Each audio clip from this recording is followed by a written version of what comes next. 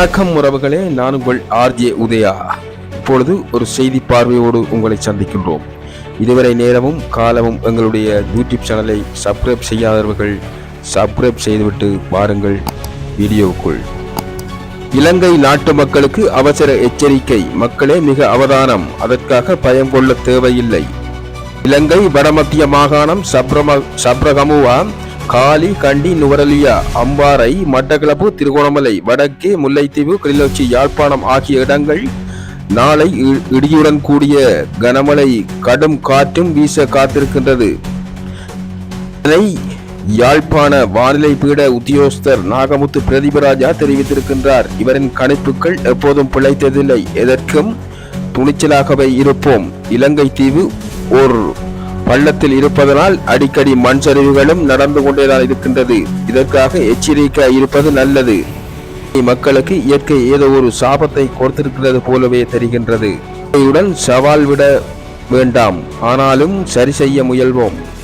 இன்று 8ஆம் தேதி இரவு தொடங்கி நாளை 9ஆம் தேதி வரை இரவு வரை கனமழையுடன் காற்றும் இடியுடன் கூடிய மழையும் பெய்ய வாய்ப்பு இருக்கின்றது. இல்லாமல் போனால் கோடி புண்ணியம்.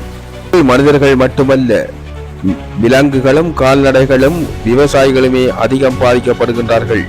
கால்நடைகளுக்கு காலத்தை கணிக்க தெரியாது, ஆனாலும் நடக்கப் போவதை முன்கூட்டியே உணரக்கூடிய சக்தியை இறைவன் கொடுத்திருக்கின்றான். அப்படி காற்று மழையும் வீசுமானால் மரங்களுக்கு கீழ் நிற்காதீர்கள், மின்காந்த அலைகளின் பக்கங்கள் நிற்காதீர்கள். அதாவது டிவி பார்ப்பது, கைபேசிகளின் பாவனை, இரும்புகளுக்கு அருகே அண்டியிருப்பது, இவைகளை தவித்துக் கொண்டு செயல்படுங்கள். மின் பாவனைகளை முற்றிலுமாக தவித்துக் கொள்வது நல்லது. குறிப்பாக காலணிகள் இல்லாமல் நடக்காதீர்கள். காரணம் புவியீர்ப்பு விசை மட்டுமல்ல, பாக்டீரியா, பங்கஸ் போன்ற வைரஸ்கள் கடுமையாக தாக்கக்கூடும். இனமோ எந்த மதமோ, எல்லோரும் மனிதர்களே, உயிர்களே.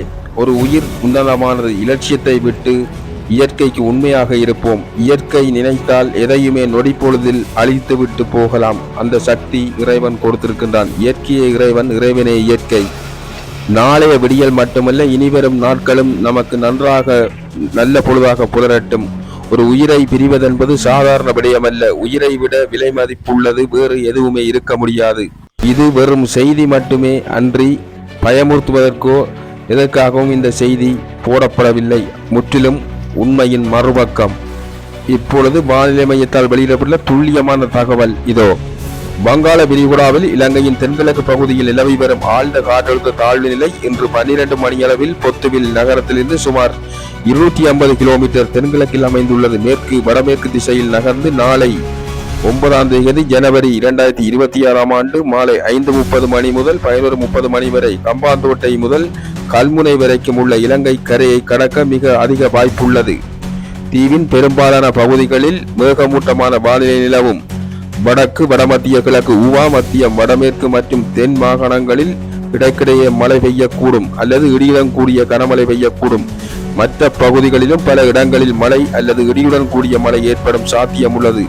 150 மீட்டருக்கும் அதிகமான கனமழை கிழக்கு மாகாணத்தில் சில பகுதிகளில் முல்லைத்தீவு, வவுனியா, கிளிநொச்சி மற்றும் புலனறுவை மாவட்டங்களில் பெய்யக்கூடும். 100 மில்லிமீட்டருக்கும் அதிகமான கனமழை ஊவா மாகாணத்தின் சில பகுதிகளிலும், நுவரெலியா, மாத்தளை மற்றும் மன்னார் மாவட்டங்களிலும் பெய்யக்கூடும். மத்திய மலைநாட்டின் கிழக்கு சரிவுகள், வடக்கு, வடமத்திய, வடமேற்கு, மத்திய ஊவா, கிழக்கு மற்றும் தெற்கு மாகாணங்கள், மேலும் கம்பகா மற்றும் கொழும்பு மாவட்டங்களில் 50 தொடக்கம் 60 கிலோமீட்டர் மணி வேகத்தில் பலத்த காற்றுடன் சில நேரங்களில் 70 கிலோமீட்டர் மணி வரை திடீர் காற்றும் வீசக்கூடும்.